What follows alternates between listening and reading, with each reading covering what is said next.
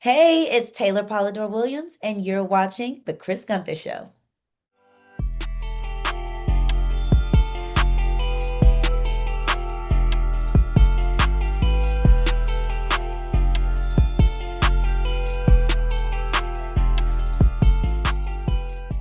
What's up, everybody? Welcome to the Chris Gunther Show. Thank y'all so much for watching. Remember to like and share this video. I would greatly appreciate it. On today, we are so honored to have a queen for the culture. She is killing it right now. She has the #1 show on Netflix. Without any further ado, the Chris Gunther Show welcomes Taylor Polidore Williams. How you doing there, Mrs. Williams? I am doing great, Chris. Thanks for having me. And thank you for taking this time out. It's not like every day I'm chopping it up with someone who's currently #1 in the entire world. Congratulations to you guys. Thank you. That sounds crazy. Yeah, but just think, you put the work in and you leave it in God's hands because you do everything you know how to do. But this didn't just come overnight. How did you get started working with Tyler Perry? Oh, yeah, it is not overnight. Um, I started acting as a child. I was not a child star, just a child actor auditioning for movies, TV shows, all the things, did a lot of commercials. And I knew I wanted to continue acting as an adult. I never thought of doing anything different, but I did make the decision to go to Clark Atlanta University because I also wanted to make movies and produce and write. And they told me I didn't have to choose. I could learn how to do all those things and still act in Atlanta. And so, of course, moving to Atlanta at that time, Tyler Perry Studios was being built and that was the thing to do. So I just knew everybody and their mom was telling me, just call Tyler Perry. Like you could just do that. But lo and behold, years later, I'd moved to LA, had an audition for a movie, got a call back. I did not know that Tyler was going to be in the room. Hmm. Typically, they'll list like who's going to be in the room. I just thought it was going to be Kim Coleman, the casting director. And I walk in and I see Tyler. He is 6'6". I'm like, what are you doing here? But long story short, from there, I ended up getting the role, and that was Divorce in the Black. That was our first time working together. And it's just the working relationship has continued. And the rest is history, as they would say. Yeah. You know, here you are, Beauty in Black season 2 kicks off with a bang. Your character Kimmy has become the most noticeable character throughout the series, Oh, wow. but she also has become the one that people low key is coming for now. Can you just share with me what this experience playing Kimmy has done for you? Oh, it's changed my life. It's changed my life. I think as an artist, being able to play a character that has had such a transformation is deeply fulfilling. And then, on the other side of it, like you said, because so many people are watching it and are entertained by it, I'm very grateful for that. I'm very honored, but it has changed me from being an actor like I think I've seen you before to that's Kimmy. That's Kimmy like everywhere I go. So it has changed things. Kimmy has been on a journey. When she first started, she was just hustling, trying to make sure her and her sister were okay. And now she becomes the CEO of Beauty in Black. Are there like any similarities between you guys in terms of the grit and the hustle? Well, I think, you know, totally different situations, but just considering we do have the same creator, writer, producer is all one man, there is one man responsible for Kimmy's kind of shift in dynamic too. It's like a fairy godfather. Like, yes, I say yes to you, and then all of a sudden everything changes. I think that's the only similarity to like the journeys, but as far as resilience, as far as being prepared when you are given an opportunity, I think that's what we have the most in common. When preparation meets opportunity, Yeah. so many things can happen. You've been putting in the work little by little, and here you are, and this opportunity takes you to a whole nother level. But for some people, they don't necessarily get that, and they're kind of, struggling and wondering if they should continue. What would you say to the next kid that's on the rise that wants to follow in your footsteps? I would say 100% that the goal cannot be this. the fame or people knowing you or the show going number one. That's never the goal. That wasn't my goal with this show, and it still isn't. My goal is to do a good job at what I love to do. So I would say if you want to be in my position one day, I apply the same level of intention and work to when I was doing short films at CAU, at Morehouse, at SCAD, at USC, just any and everything, finding any way to act, making things with my friends.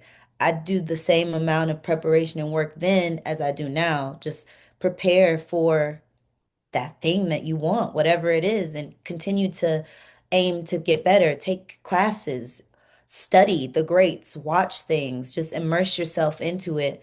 And all of that, that can't be why. That's fickle. That's how people view it. But if you love what you do and you're continuously trying to get better, maybe the show will go number one one day. Maybe. It's a cool byproduct. I'm sure it is. And you don't get to this number one spot by yourself. You have an amazing cast, you have an amazing crew. What is the relationship like when you guys are filming? It is such a treat, and it is not always common to have the relationship that we do. It's not a given you go to work and you like everybody and you guys just click and it's a family. And that is 100% the case on BIB. And I was explaining that I think it all started and it was rooted in respect for each other and respect that we didn't know each other, but we all really wanted to do a really good job from day one. And we cared about it and we would get together and we would rehearse and we would talk to each other and we like fostered this community where we can really be safe with each other as artists and having the opportunity to do it again in season two, it was just even better. Like we respect each other, but we also really like each other and we like to be around each other. What have you learned about Taylor that maybe you didn't know prior to booking Beauty in Black? Mm. I have learned that I'm capable of more than I thought.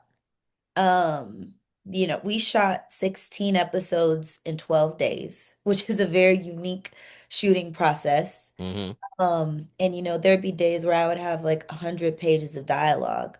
We're going from episode 16 to episode 2 to episode 12. We're all over the place. And it's not saying that I didn't think that I could do it. I didn't know that that was a thing until Beauty in Black. But to be able to do it and also it's like actors boot camp, but to be able to do it and to enjoy it at the end of the day because I just want to act is something that was affirming, but also like it expanded my capacity. The fans have enjoyed it. They've made you all number one. I'm a binge watcher. All right. I'll go ahead and say it. I watched it from episode one to where you guys are at now. And one of the things that I genuinely can't stand is no fault of your own, but I hate when it ends on a cliffhanger because when it ends on a Every cliffhanger, episode. everyone, when it ends on a cliffhanger, it goes like this. It could come back for season three, or it could just leave you here. Yeah. I understand that part one is already out, and I'm believing part two will be coming out soon. At Mhm. least I hope it's coming out soon because the brother wants to get back to binge watching. I don't know when part two is coming out, but it is done. So that's on them. I Without hope it's out soon too, though. Yeah, because look, I like I said, I am a binge watcher. I love to watch, but I also love to see our stories told in ways that other people can't do.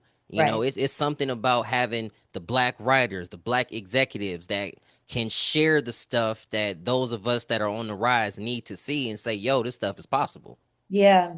I mean, the whole thing is just it is an exemplification of Black excellence in motion. Aside from the show and like the actual storyline, the fact that we shot the show at Tyler Perry Studios, which is on a Confederate Army base, sometimes I would have to stop myself in the middle of shooting. I'm waiting, we're in a historic building, and they've completely remastered it and made it the set or whatever that we're working on. And I have to like pinch myself and be like, you are on a historical ground working with nothing but an array of diverse cast members as a Black woman as the lead of a show with the Black and I'm like, stop, you're Kimmy. Like I have to stop myself because it's like living in history, honestly. And to be present and aware of that And that is the time that we're in when so many Black people and Black writers and producers are doing things, but there can always be more. And that's what it's about. That's why we keep going. Without giving too much away, you said that part two is already filmed. Can you just, if you could, leave us with something, leave us with this. How much of a bombshell is gonna be dropped in part two? I Ooh, understand you can't give it all the way, but you got to give us I would something. say an atomic bomb. It's gonna be dropped. It will be worth the wait. It will be worth the watch. It will be worth it. It'll give you everything that you want, that the people want. I'm just gonna put this plug out there, y'all. Please don't make Kimmy become the assistant. Keep her as a CEO. It makes the show so much better when she the one running it. I'm just saying. We'll see. That would be crazy. That would be crazy. Yeah, but I don't believe that's gonna happen. I don't have any sources in the camp, but yeah, my gut feeling is telling me she just gonna be the CEO, and that's just how it should be. You got to expect the unexpected. I don't know. You might have just spoke something to life. Well, if y'all need some more press work, holla at your boy. Well, we appreciate you so much for your time. What other projects do you have coming out that the people can look forward to? The people can, of course, look forward to part two of season two, which should be out soon.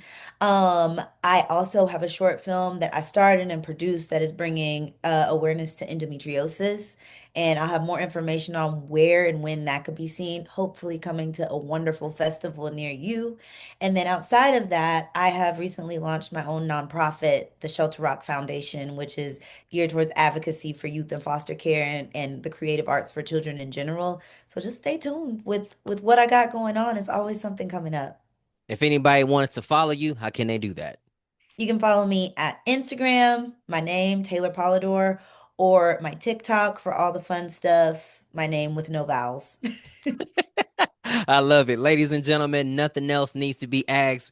Check out Taylor Polidore Williams, currently the number one show on Netflix, Beauty in Black season 2. Make sure y'all go run it up and support her. Taylor, thank you so much for your time today. And before we get out of here, I want to shout you and your team out. Y'all some real ones. I'm not going to go into all the details, but real recognizes real, and I appreciate y'all. Thank y'all so much. Thank you.